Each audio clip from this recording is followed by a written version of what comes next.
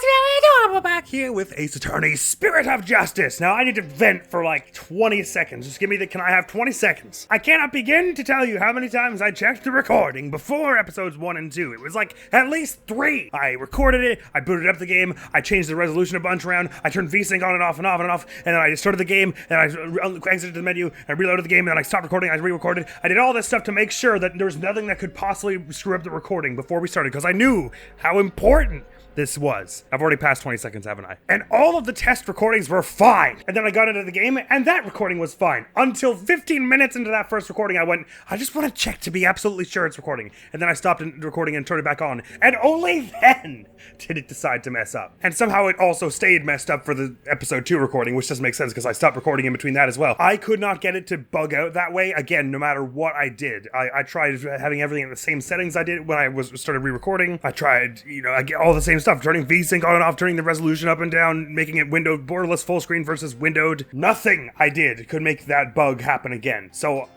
I don't even, it was like, I don't even know what I did wrong. So I guess it was just like a day 1 bug or something. Well, not a day 1, I didn't play it day 1, but anyway. I also then updated my graphics card driver, but it started working again even before I did that, so that wasn't like that fixed it or anything, but after that point, once I did that, this game no longer showed up as just basic desktop app. It then read Apologist as Ace Attorney in recording software, so that tells me that the graphics card driver will help that not happen again, but my mind is just exploding as to why it happened only the time that I recorded and did not mess up at any other test before or after that. But it's fine, because we're going to carry on to Spirit of Justice here, and I've got some notes. Last episode was the first time we did a divination seance, and it took me a bit to actually understand what was going on, but now I get that we're comparing Rafa's insights to the fact of what we see as the victim's last moments, whereas before I thought I was also looking for contradictions between the memory and itself, or like things we wanted to look at further, like which is why I was like, the incense in the bag, but that didn't have anything to do with what she was saying, so it doesn't matter.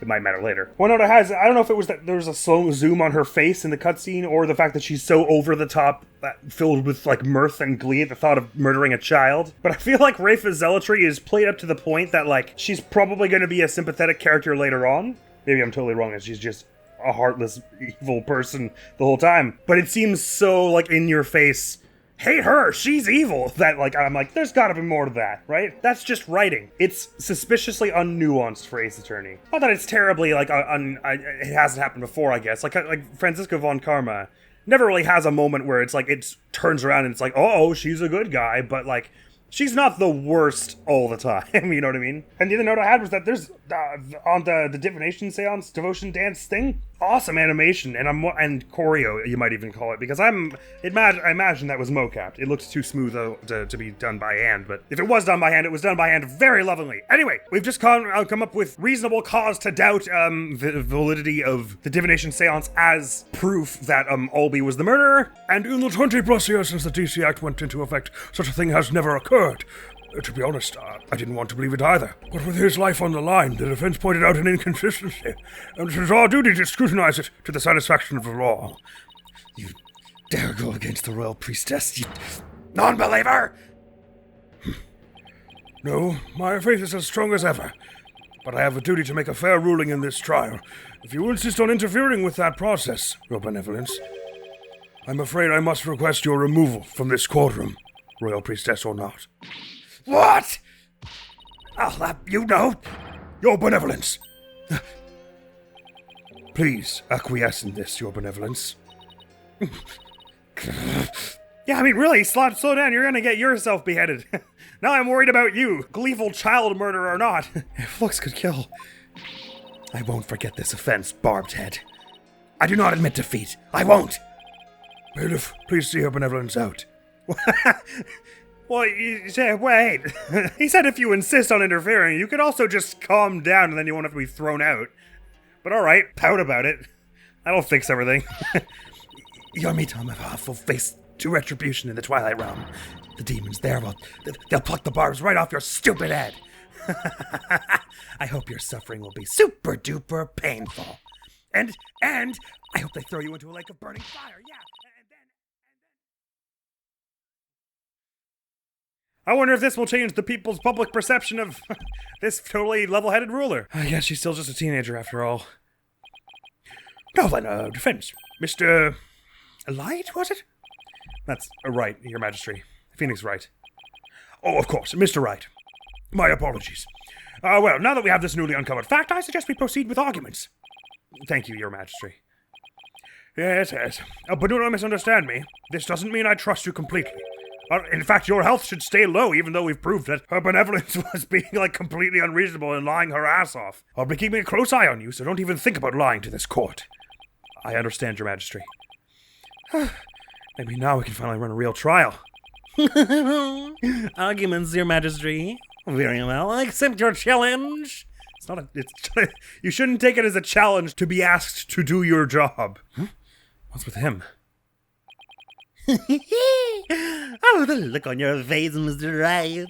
It's just... it's just too hilarious. What's so funny, Mr. Payton? The defense still doesn't get it. The truth he unearthed is going to bury him in his case instead. What do you mean by that, prosecutor? I told you it's Chief Prosecutor. Yes, because that's the thing to focus on right now. The defense is digging its own grave. Consider this, Your Majesty. Why would the victim, a security guard, point a gun at the accused? Oh, indeed, because the accused was about to commit a theft. It's the only logical explanation. What? That does sound pretty logical, actually.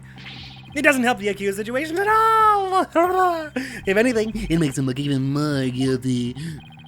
Yes, I have to agree. Allow me to spell out this truth the defense didn't bother to think through. Mr. Roll came across the accused just as he was trying to steal the treasure. The guard pointed his gun at the accused, and just when the power went out, the accused murdered the victim and hid his body in the treasure room. Wait, sorry. So now you're saying he held his hands above his head with a gun pointed at him, but didn't drop the giant thing? When someone says freeze and raise their hands for the sky, they generally don't mean keeping whatever is there. They generally mean drop that thing. The accused murdered the victim and hid his body in the treasure room. Yes, I'm sure this 9-year-old dragged this entire body and the treasure thing there without getting blood on anything else. A hand truck for moving heavy treasure around is stored in the treasure room. Oh. Oops. The accused could have easily moved the body with that. I don't know about easily. Even lifting a body onto such a thing as a 9-year-old would be pretty tough. And after all that hard work to knock down those insights, back into the old familiar corner once more. I wholeheartedly disagree. This raises so many questions. Mr. Wright, do you have a rebuttal?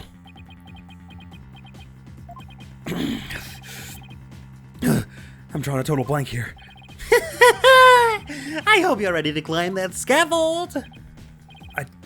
I asked you a question, defense. I've got nothing. I can't think of any grounds for an objection. Maya, bust us out, maybe? The only thing to do at this point is ask the defendant himself what happened.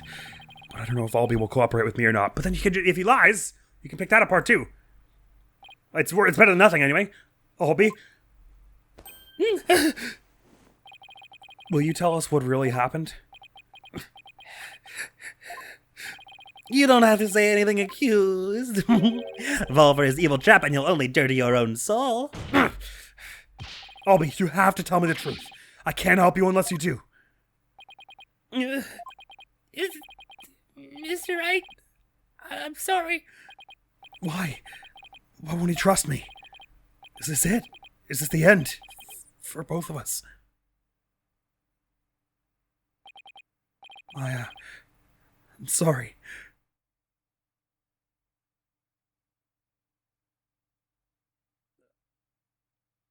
I never met a real lawyer before. Everybody always told me they're bad people who help dirty criminals go free. I never thought a lawyer would actually try to help me, would actually believe in me, would risk his own life for me. I never would have even imagined it. Albie. So, that's why I lied. To try and save myself. But I'm not gonna lie anymore. If you believe in me enough to put your life on the line, then I'm gonna believe in you too. What? Allow me to explain! Yes, that's the idea. Please get to it before they bring out the tongue shears. Now we're talking. Time to finally get to the bottom of things. To be honest, I went into the treasure room lots of times to look at the treasure box. Even though the temple told you weren't allowed to go anywhere near it? I'm 9 years old, sir. Please have, like, the modicum of humanity. Yes, I'm sorry. Mr. Roll even saw me once and scolded me. But that box is so beautiful, the way it glows in the dark. What? This sounds like case-pertinent information. I couldn't help myself. Wait, it glows in the dark. This is a dope and dramatic theme here also.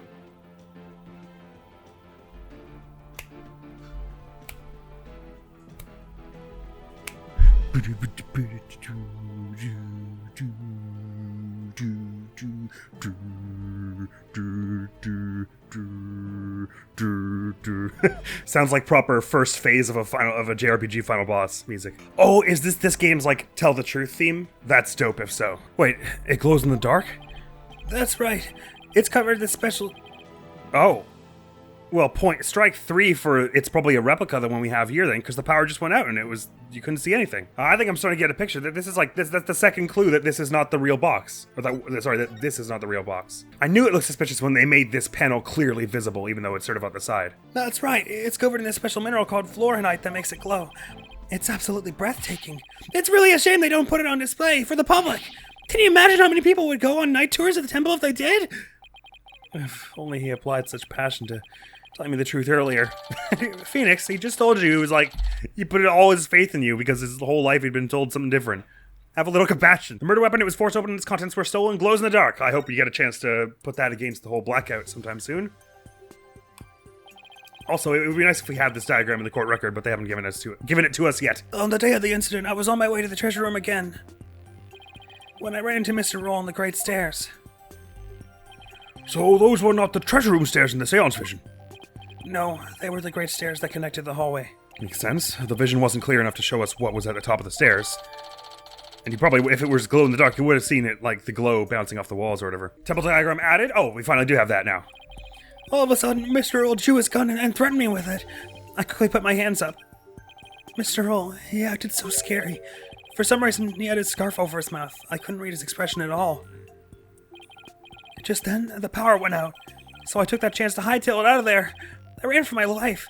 Even now, when I try to think back on it, all I can remember are the gun and the piercing look in Mr. Roll's eyes. That must have been when I dropped the notice scroll. Which means someone else brought it to the treasure room along with Mr. Roll's body.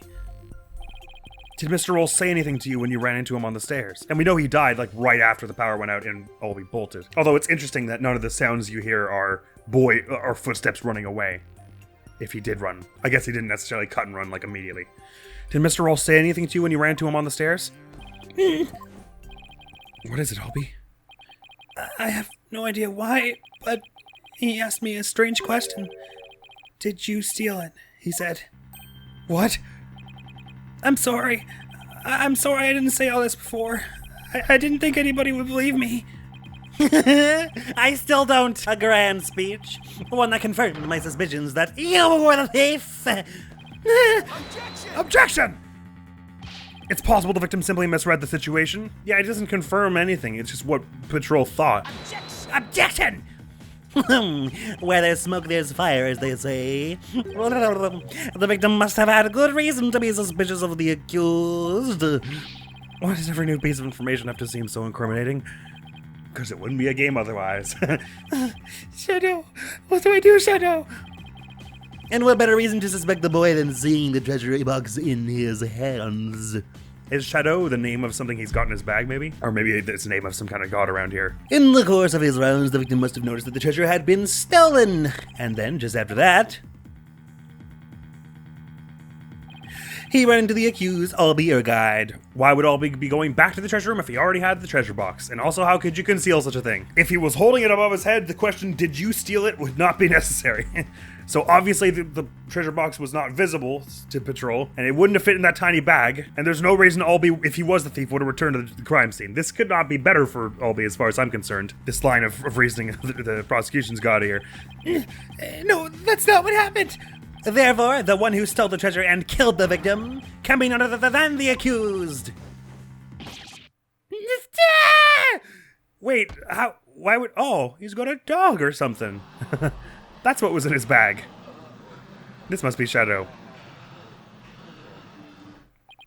Is it Shadow, maybe? Sorry, I don't understand this. You think that Patrol came up to this 9-year-old who was carrying like a giant treasure box that's like a meter in height and glows in the dark and would be like really hard to conceal? Did you steal it while he was holding it? And then while at gunpoint, the kid twatted him over the head with it and then had the wherewithal to drag him. Wait, the cart isn't even on the stairs. They said it was in the storage room. So we would have had to drag him to the storage room first or wheel the cart over there? This is just so horrifically improbable, what you're proposing. What now? Well, it's making the noise. I don't have to. Hey, Shadow, down boy! Well, what do we have here? He's a service dog, I promise. I'm sorry about this. This is my dog, Shadow. You nearly gave me a heart attack.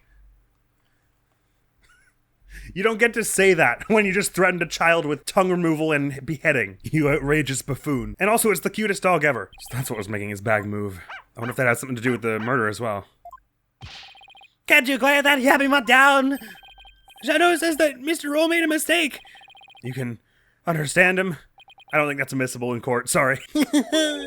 Don't tell me this is a surprise witness for the defense. I beg your pardon? You're not thinking of cross-examining an animal, are you? Of course not, Your Majesty. Not this time, anyway. Phew. Well, I'm glad to hear that. I thought I'd have to reassess my assessment of your sanity for a second there. I think I'd better reassess my strategy, and fast. I have to somehow show that somebody else could have struck the victim or were sunk. Well, it's true that the defendant was standing in front of the victim when he died. Oh yeah, also it was on the back of his head, so for this 9-year-old to like jump forward and reach around him and bonk him with the treasure box in midair is completely unreasonable. While it's true that the defendant was standing in front of the victim when he died, it doesn't mean somebody else couldn't have struck the victim at that time. If you're going to go that far, then I hope this means you have another angle of approach ready. Exactly. I mean, who but the accused, standing front and center, could have done it? The more times they say, he was in front of him. It's like, you're digging yourself so deep. Unless you can back up your claim, it's nothing more than conjecture. Oh, yeah. Okay, come on, Phoenix. I know I can think of something convincing. I didn't say one of those words correctly. Where else could the victim have been struck from? Right behind. Take that! With the defendant standing in front of the victim, isn't it possible that the victim could have been struck from behind? From behind, you say? I see. I know the photograph, like, very clearly indicates it. But does the... Oh, it doesn't say actually which side of the head. Never mind. Yes, I suppose it's not outside the realm of possibility. Good. Now at least I have some breathing room. I thought the death report, was that called? Autopsy. I thought the autopsy said specifically to the back of the head. But who do you suppose it could have been? I don't know, I just got here today. The true culprit, naturally. The one who actually committed the theft and murder. The true culprit. And I suppose you have a true timeline of events to go along with that? I should have known I'd have to explain everything. Alright, if we assume the true culprit struck the victim from behind, then that means they had already been in the treasure room. Right. After going to the treasure room and stealing the treasure, the true culprit tried to escape. But then Mr. Roll appeared, making his rounds. I imagine the culprit then quickly hid in the storeroom at the other end of the hallway. You're grasping at straws, Mr. Wright. Admit it, you have nothing but baseless conjecture. There's blood on the back of his head. I'm gonna look for something to base it on right now. Obie, when you ran into Mr. Roll in the hallway, was there anyone around the storeroom area? I don't know. The talking on his head is so cute. There might have been somebody there, but I couldn't see. I was only halfway down the stairs, so I couldn't see the ends of the hallway. But surely it glowed if they were holding the treasure box. I see. Swing and a miss. Oh! Shadow says that someone was there! I see. Thank you for that. Too bad his testimony is inadmissible. You think this is a joke? Maybe the defendant didn't happen to see this other person. But that doesn't mean the true culprit couldn't have been there in the hallway. Objection! Your desperate floundering is getting hard to watch. But I will enjoy watching you sink. What are you talking about?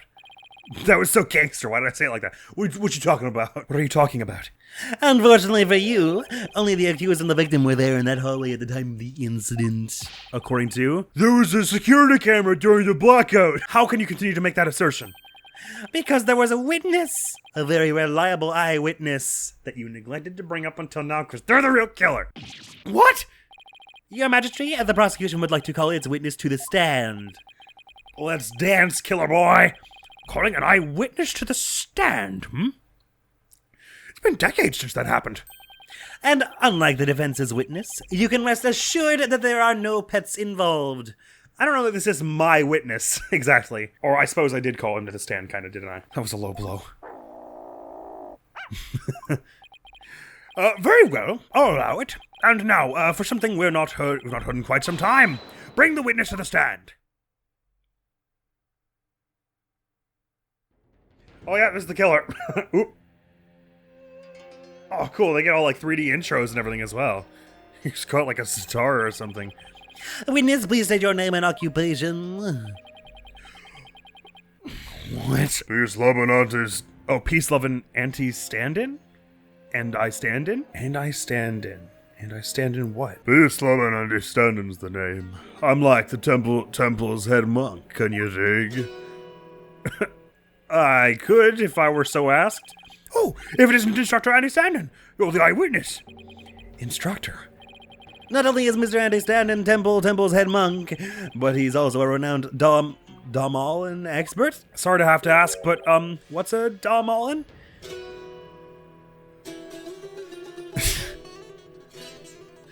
Musician, I guess. Oh, I guess that's what this instrument is. Check it. Here she is, my sweet serenader, my one and only. Groovy, right? But you heard our sultry sounds once before, brother. When dragons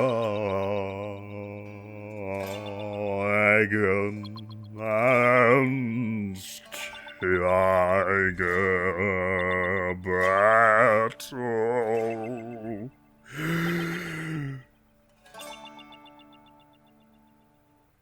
Oh. That's the song from the Dance of Devotion. Right on, brother. The song of ceremony. Playing this tune together is a precious gig for me and my girl here, you dig? The song of ceremony. The song that was playing at the time of the murder. Oh, Holy Mother. May the righteous sounds of my Damalon, is it Damalon, I guess? Damalon? Damalon serve as my offering to you. Show-stopping, absolutely gorgeous. Never before the same, changed forever. Wonderful! A great performance, as always. This is my thing, you know, my bag. I'll make instruments speak, baby. Okay. We've got a character. By the by, Magistrate Pops. No Damalon class today?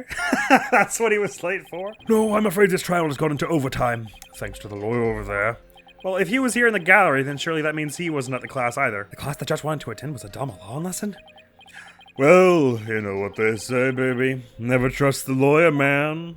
Real good, real catchy saying there. Well, transgressors against the Holy Mother have to be brought to justice. Well, thank you for your cooperation, Mr. Andistan'dhin, as the treasure's keeper? I'm sorry, your name has confused me. You must have been shocked to learn it had been stolen. Yeah, man, that was not cool. Keeping the treasure safe is one of your duties, Mr. Andistan'dhin? That's right, brother. This here's the one and only treasure box key. And I keep it on me at all times. Can you dig? Oh no. You do know the treasure box got opened, my guy, right? But was closed, like, meant to have been closed before the murder? But the sneaky thief went and cracked open that sucker anyway. Total bummer, man. How did he suppose they did that? So that's the key to the treasure box, is it? You know it, baby. It's called the Magatama key, and it's a historical artifact to boot. It's been passed down from head monk to head monk at temple. The Magatama key, huh? Sole key for opening the treasure box. Andistan'dhin keeps on his person at all times. So hold on. You supposing your lad lockpicked it or what? And now someone's jacked the treasure on my watch. It's a real buzzkill, man. How am I ever gonna face her holiness again? Oh, Holy Mother, please find in your infinite mercy to forgive me. Please guard this lost and humble lamb. How do I always get the far out ones? Mr. Andistan'dhin, you witnessed the accused and the victim heading into the treasure room. You know it, baby. Best believe I scoped that tiny transgressor. Would you please give the court your testimony regarding what you saw? As long as I can do it musically, baby. To bring justice against the transgressor, man, yes, of course, I'll do all I can. In the name of her holiness, I vow to sing, naught but the truth I swear to bring. Hit me. No, I'm not the one who's hitting you. You're the one who's supposed to tell us what happened. Witness testimony. Tiny transgressor. What I saw, baby. After the morning dance of devotion, to go back to my chamber, I got the notion. Don't you know my chamber's on the way? To the temple's treasure room, hey, hey. Any small footsteps I can quite clearly hear, if anyone to the treasure room goes near. Albie was the only one. Albie was the only one. Before the blackout, one other than Roll. Only Albie to the treasure room did stroll. Nice work. But I'm afraid you're gonna have to say it normally for the stenographer to keep up. Tell me I was hallucinating just now. Like, can you believe Mr. Roll bit the big one after that? Harsh, man. I share your sentiments. You were the one who discovered the victim's body, weren't you, Mr. Andistan'dhin? What? You found the body as well? He really is a key witness then. One that was just perfectly hidden out of sight before this point. That's right, brother. After the blackout, I went to reset the breaker and give power back to the people. That's hilarious. That's actually hilarious. God damn, the writing in this game is on point. The circuit box is near my chamber, so I'm always the man for the job, you feel me? Sorry, where is this chamber on? Oh, chamber. I see. The breakers are in the first floor hallway in the front of the storeroom. On the way, I got a whiff of something funky. Blood, man. Really harsh, my mellow. I knew something wasn't kosher, so I swung by the treasure room to see what's what. And you missed the body on the stairs? What? And it was like, whoa, man. There was poor Mr. Roll dead as a doornail. Oh, no, right. You're saying that Albie moved it. Sorry. Temple diagram updated in the court record. Interesting. I haven't seen anything off about that immediately, but I'm sure there's something about the spacing of that is unusual. In the interval between the end of the Dance of Devotion and the blackout, the only ones who went to the scene of the crime were the victim and the accused. So you see, Mr. Andistan'dhin's unassailable account is what led to the accused's arrest. Sorry, hold on. Between the end of the dance and the blackout, the only ones who went to... on what grounds do you base that? You're just guessing that. Hold it! Isn't it possible that the murder took place before the end of the Dance of Devotion? I'm afraid that's not possible. The victim was in performance all until the very end of the dance. He was?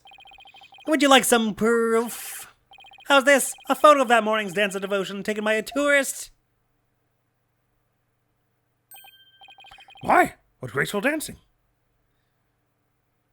Both the victim and your man over here who we know is the killer. I wonder if maybe the guard that Albie saw wasn't patrol or something, because he said he had his scarf up on his face and his gaze was so like piercing and unusual and scary, and it was like dark and sort of hard to see him, that he was having trouble like getting a read on his expression. I wonder if maybe it wasn't patrol that Albie saw then. Is there anything unusual about her outfit that like we know she had, or any of them really that have a...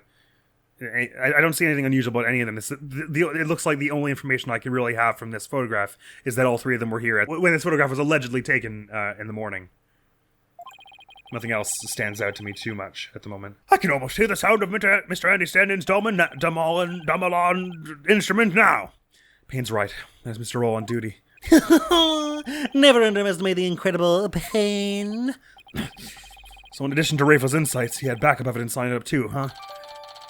Unusually prepared and diligent, considering that he wasn't expecting a defense attorney to show up. As head monk, my monks in training are like my own kids, like family. Can you dig it? Speaking of, have you been added to the court record? Sure have. Pees'lubn Andistan'dhin, 36. I mean, he was only 4 years younger than you. Oh, sorry, the monk in training. That would be all of you. I thought he was saying, because Petrol used to be a monk in training. An eyewitness to this incident, Temple's head monk, and a musician for the Dance of Devotion. Right. I should have taught I'll be better, man. Before Her Holiness, the Holy Mother. Oh, Albie, confess your sins, my young brother. Head monk, Andistan'dhin, I didn't kill Mr. Roll, so I don't have anything to confess to the Holy Mother. What? Bogus little man. Your faith is weak like a wet paper bag. Are you feeling me? Spare the rod, hey baby. Spoil the child, not maybe.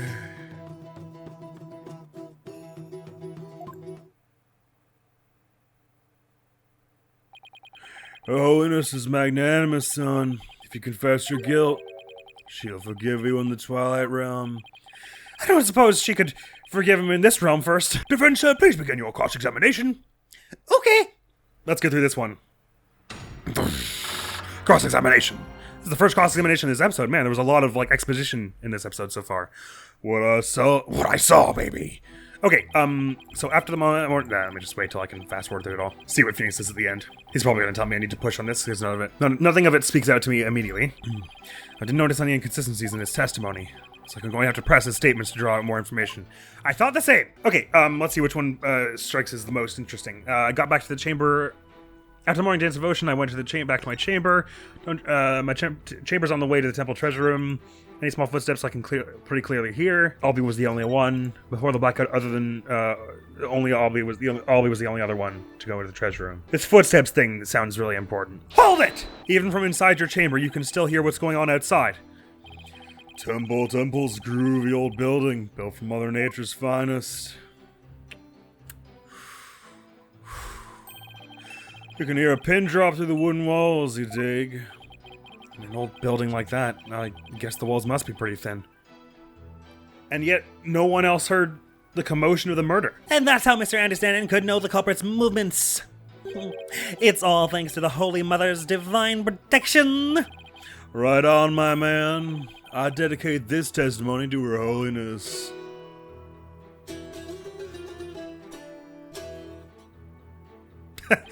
Oh, I thought the fade out was supposed to show that he'd been doing that for a long time. Albie was the only one. Hold it! How could you tell it was Albie just from the sound of someone's footsteps? Albie is practically family, man. Smooth groove of his shoes are easy to pick out. But how do you know he went to the treasure room? Didn't you think it was possible he went to the storeroom at the other end of the hall?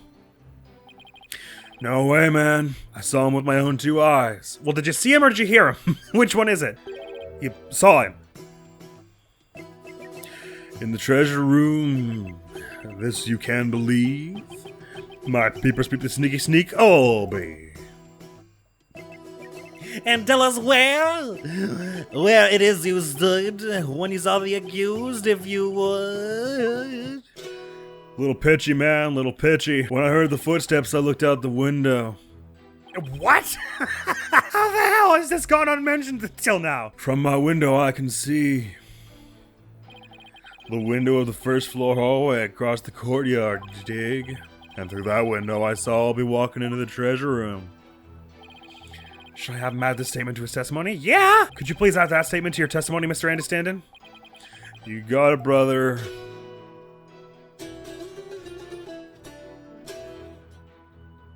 Not that I know exactly what to push on this just yet. Through the window, I did spy little Albie with my own eye. Maybe sometimes if you push on the one that gets added, Phoenix will pretty blatantly say, there's something that seems off about this part of that, but I'm not seeing it just yet. They're not just trying to get us to say that there's not a window here, right? No, I guess that there is a window here. I wasn't realizing these were windows before, because it's the same icon as the door. So I thought maybe it was just mentioning an alcove or something. Something does seem weird about that, but it's not clicking with me just yet. Hold it! Through the window, you say? That's right, brother. There's a courtyard outside the window of my chamber. Across the courtyard, I can see the window of the hallway to the treasure room, man. Judging from the diagram, I guess that's plausible. A view of the courtyard from your chamber. How nice that must be. I bet it's beautiful at this time of year, what with Khura'in's butterflies flitting about. You know it, Pops. I often look out into the courtyard while playing my gamelan. And it goes a little something like this. Now, usually in this series, so far at least, whenever they give you the option to add statement, even if it isn't that statement, one of the statements that you can add is the right one. So I should check if there are any other statements I can add. Although it would be devilish and intriguing and tricksy of them to give you a statement you can add when it actually isn't useful to anything. Let's just push on some of the other stuff. You went back to your chamber? Hold it! I have a question. Wait on me, man. How dare you interrupt the performance of the great Pees'lubn Andistan'dhin? I was really enjoying that. Sorry, but, you know, there's something about that name I can't put my finger on. What's so funny about Pees'lubn Andistan'dhin? Got a question for me, brother? You were playing something during the dance of devotion, weren't you? You know it, baby. I was playing my beautiful girl right here, this gamelan. In offering to her holiness, I play the music and the singers sing the song of ceremony. I guess what they're getting at is that, during the murder, Mr. Roll heard the practice session going on, which would imply that he was over there. So how did he see any of this? Oh my god, is he actually playing in time with the background music?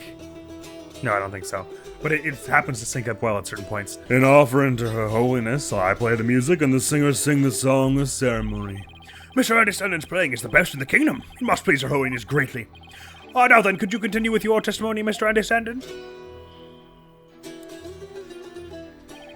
For the Holy Mother, I keep on trucking. This gamelan still needs some plucking. Don't you know my chamber's on the way to the temple's treasure room? Hold it! Could you please point out one more time where your chamber is located?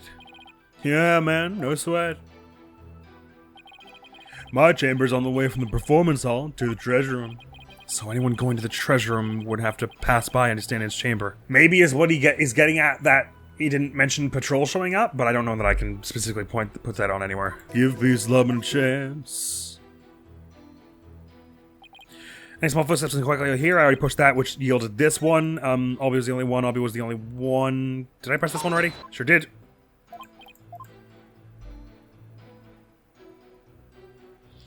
Interesting. That panned back to Phoenix in a weird way there because he also brought up the window on this one. So I guess you could also have gotten that window testimony from this. Okay, last one I haven't pushed on. Before the blackout one, only Albie went to the treasure room. Hold it! How can you be so sure that nobody else was there? Well, man, you liars are as uptight as they say. Isn't it possible that someone else could have snuck past? The answer, my friend, is squeaky wooden floorboards, baby. Make such a racket, not even the quietest cat could sneak by me, you dig? Yes, that makes sense. And all of that just now was simply more of the attorney's unfounded suspicions, I see. That's the truth, baby. It's all that I sing. The truth is all. It's everything. Words of wisdom. Words of truth. Baby tooth, forsooth, phone booth. Much thanks to Mr. Andistan'dhin. And let's bring an end to this defense grandstanding. You're not stopping me until my client goes free. Wait a minute, why am I singing? Right on, even lawyers joining in, baby. Everyone's starting to feel the groovy vibe of my far-out rhythm. I refuse to let him run the show. I think I found the flaw I've been looking for. Andistan'dhin was in his chamber on the second floor, but there was something that definitely should have been blocking his view. Okay, he's just straight up told me now, but I didn't understand that. Is he saying the doors should have been closed? Because I don't know how we know that. Oh man, I've got nothing here. There was something that definitely should have been blocking his view.